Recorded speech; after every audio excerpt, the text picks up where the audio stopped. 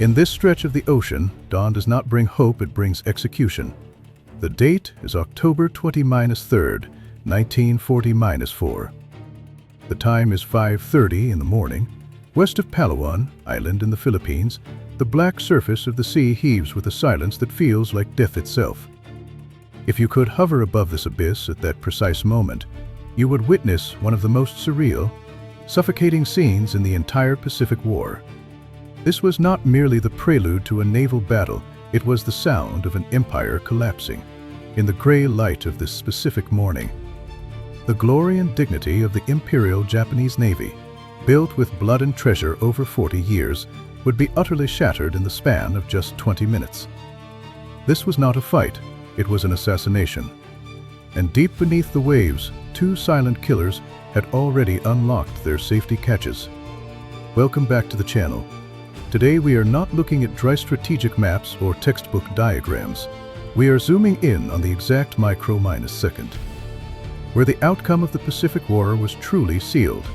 That single moment decided the fate of tens of thousands of men and dictated the flow of the largest naval battle in history, the Battle of Leyte Gulf.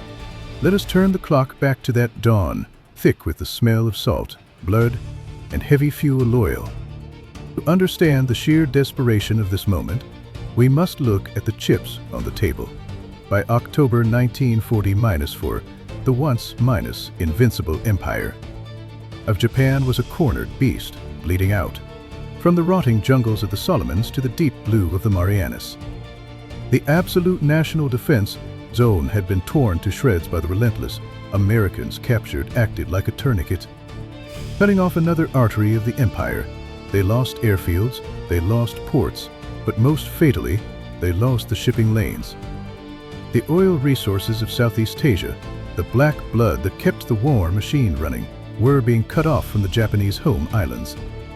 The great Japanese empire was running on fumes. In this climate of absolute despair, the Imperial General Headquarters conceived a plan that bordered on madness. Operation Show-Go One. The name itself was ironic, show meaning victory, but in reality, it was a suicidal charge. Into the Valley of Death, the plan was a complex, almost hallucinatory gamble. The Northern Force, led by Admiral Ozawa, would use the last precious aircraft carriers as sacrificial bait to lure Admiral Halsey's powerful U.S. Third Fleet away from the landing beaches. Meanwhile, the Southern Force would push through the Surigao Strait.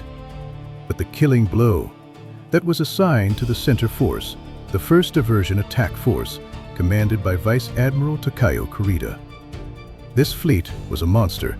It included the super battleships Yamato and Musashi, the pride of the nation, along with the battleships Naga II, Kongo, and Haruna. Plus, heavy cruisers and a swarm of destroyers. Their mission was simple and brutal: penetrate the San Bernardino Strait, descend upon Leyte Gulf, and annihilate the American landing forces with massive naval gunfire. It was a perfect plan on paper, but it ignored a fatal flaw. This majestic fleet was a giant without eyes. To reach Leyte in time, and to avoid American air reconnaissance, Admiral Kurita was forced to choose a shortcut, the Palawan Passage. This is a treacherous, narrow gut of water, flanked by dangerous reefs and shoals, with a deep trench running down the middle. It is, geographically speaking, a natural ambush alley. In this confined corridor, the massive fleet could not deploy in a defensive formation.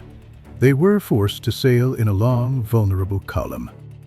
Kurita knew the risks, but his enemy was not just the Americans, it was time.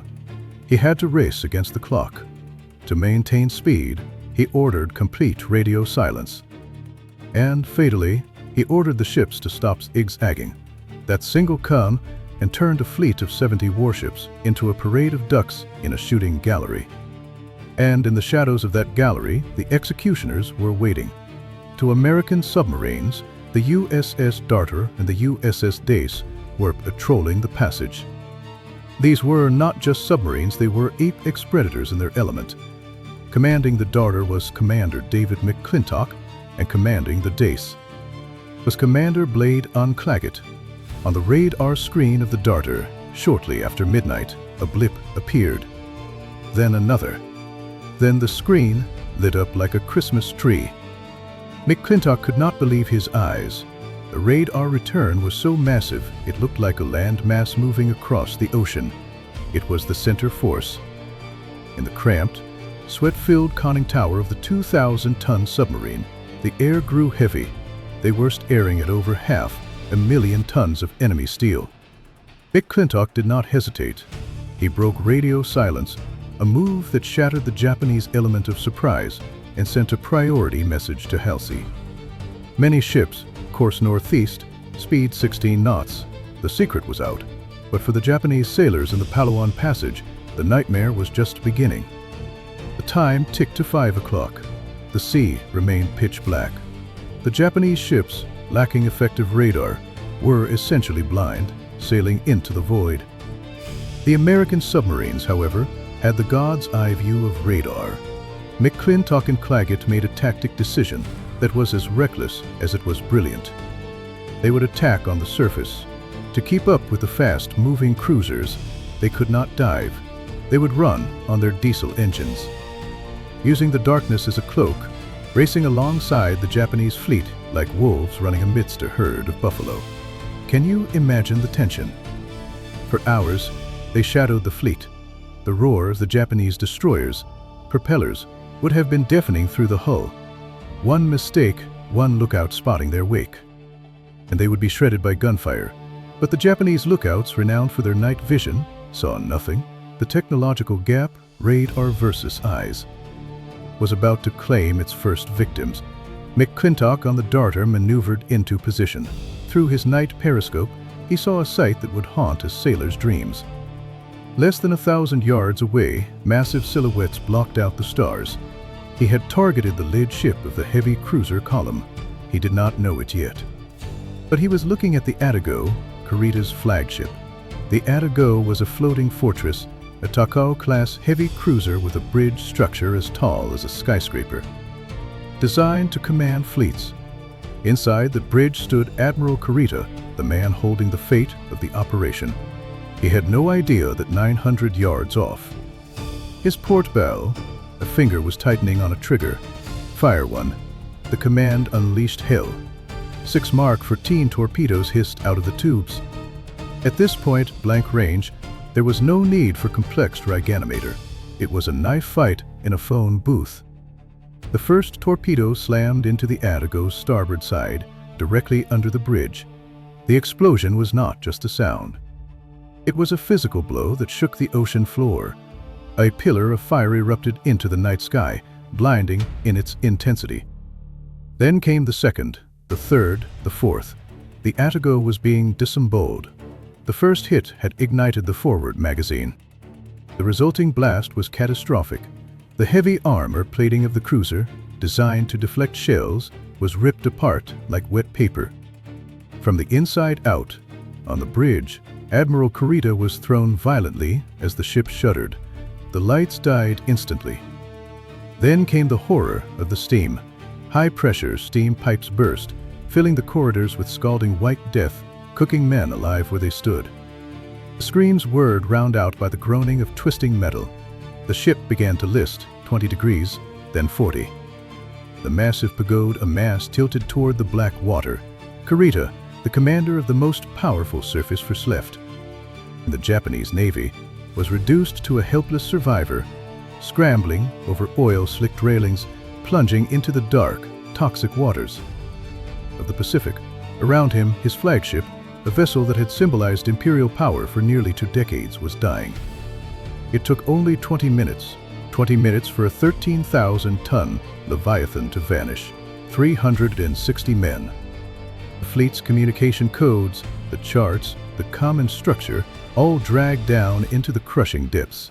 But the massacre was not over. The darter had fired only her bow tubes. McClintock swung the sub around and fired his stern tubes at the next ship in line, the cruiser Takao. 2 torpedoes blew the stern off the Takao, shattering her rudder and propellers, leaving her dead in the water. A burning wreck forcing her to limp back to port, effectively removed from the war. Meanwhile, the submarine Dace had picked her own target. The heavy cruiser Maya, If the Atago's death was a painful struggle, the Maya's was an instant erasure. Commander Claggett fired for torpedoes. One of them struck the chain reaction jackpot, the aviation fuel tank in the magazine. For the 8-inch guns, as well as the oxygen torpedoes on deck, the explosion that followed was nuclear in its ferocity. A fireball hundreds of feet high turned the night into day. The Maya literally broke in half. She did not sink, she disintegrated. In less than 8 minutes, she was gone, taking nearly her entire crew with her, in less than 1 hour before the sun had fully risen.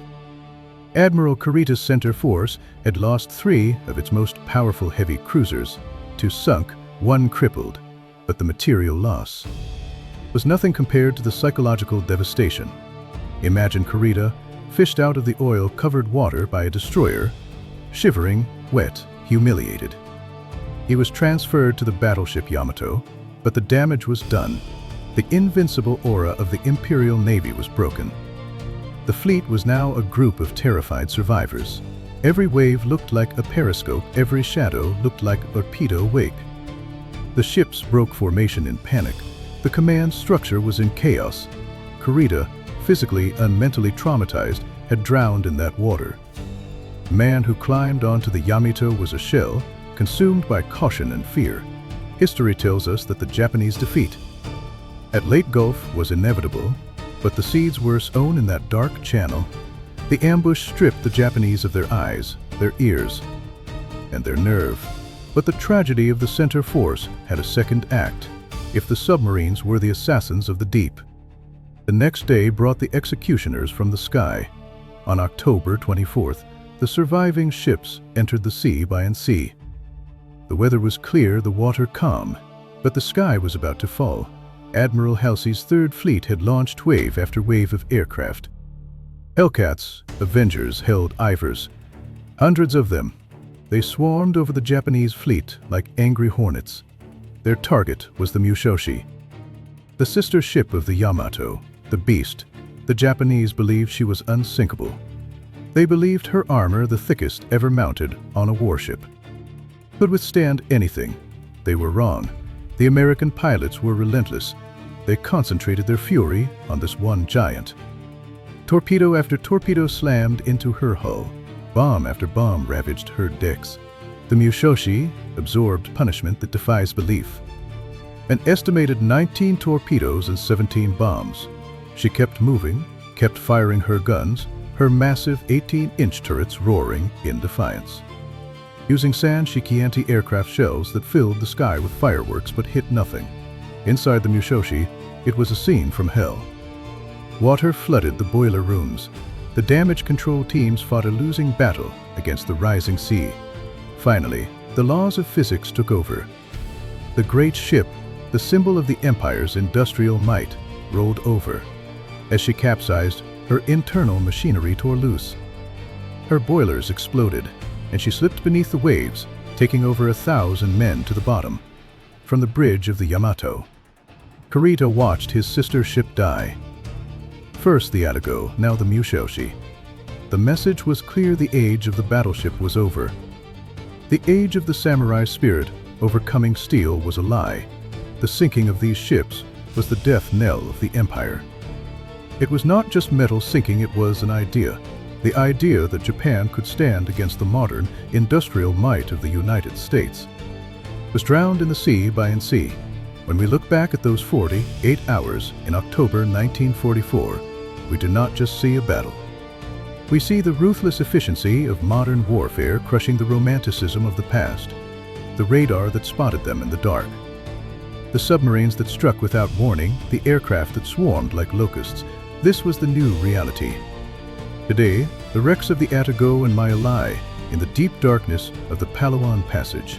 They are steel tombs, guarded by the silent pressure of the deep. They remind us that in war, glory is a myth. There is only survival. And there's the void, the 20 minutes that destroyed a fleet echo through history. As the moment the sun finally began to set on the empire of the rising sun. If you found this deep dive into history compelling, make sure to hit that like button and subscribe.